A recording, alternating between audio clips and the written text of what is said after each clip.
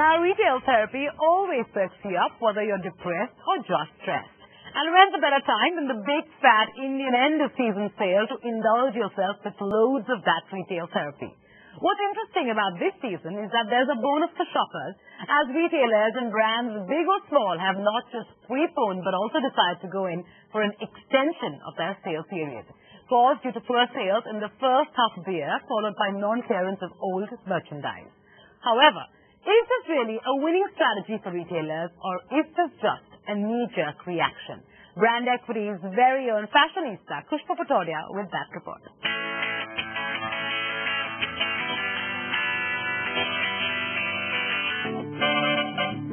You may call it one of the most awaited events of the year, a festival of sorts that occurs twice in 12 months, the big fat end-of-season sale.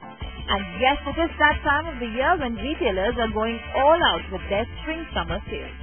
The big difference this time round is the timing.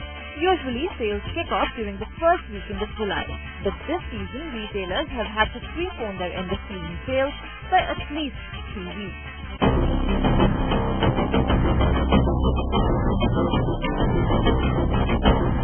Signs of the slowdown, poor sales, and fear of old inventory pile-up all being key triggers. Actually, the whole thing started in March 2011 when the excise were levied on all those brands. Thereafter, the cotton prices increased. That was increased to 20 to 30%.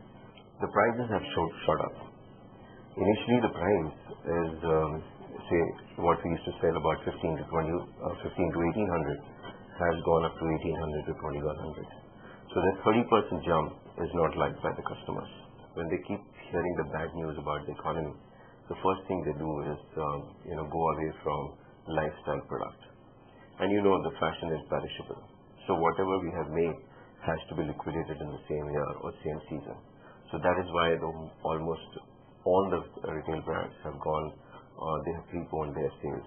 The slowdown in the first half of the year in terms of the offtake of the apparel sales for us was one of the primary reasons why we decided to advance the end-of-season sale. And given the pressure on the economy, given the pressure on the dollar exchange rate, we decided that we should advance it. A rise in raw material costs and a fresh levy of 10% excise duty forced retailers to raise pricing by 8 to 10% last quarter. The price hike instantly impacted retailers and consumers alike, with consumers cutting back on their discretionary spend. A 20 to 30% drop in sales has resulted in old merchandise stocking up in retail outlets. Some spring, and brands are leaving no stone unturned in making use of this opportune time. One of the most important steps which I would say some of the mature retailers and brands they are taking is that how do they manage their supply chain. They are trying to become leaner at the factory level, trying to become more efficient to bring down the cost, and secondly to bring down the lead time in terms of when the order is placed and when the merchandise is delivered at the warehouse or at the stores. Apart from the USS, we also tied up with various e-commerce platforms, which include 13 different websites, and they are taking our last season merchandise and making new customers for us.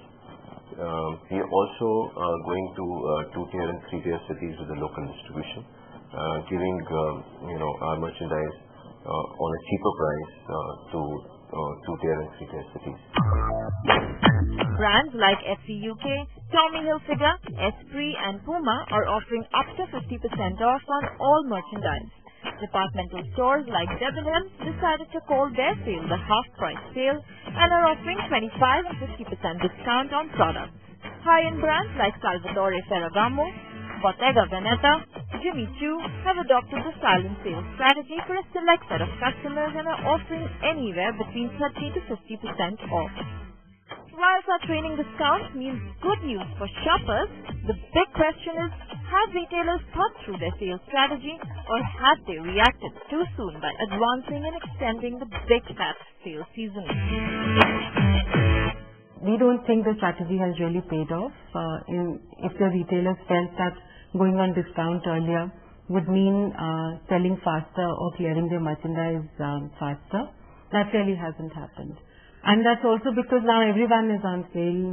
If you visit any of the malls, if you visit any of the high streets, the entire market is on sale.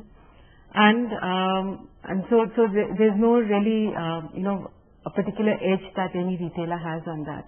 When you're talking about extending the sale period, then the brand is harming itself by doing that. Because then, simply think of yourself as a customer. You go somewhere and you pick up something, and for the next 2.5 months, that thing is selling the same place at a 50, 60, 70% discount. So next time you want to buy something in the store, you're going to wait for the discount time to come across.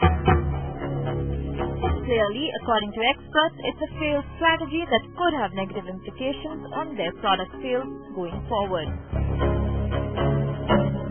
To prevent just that, retailers will have to look at better inventory planning as far as their next buy for the upcoming festive season is concerned. Some retailers have realized this harsh reality and are taking cautious steps in that direction.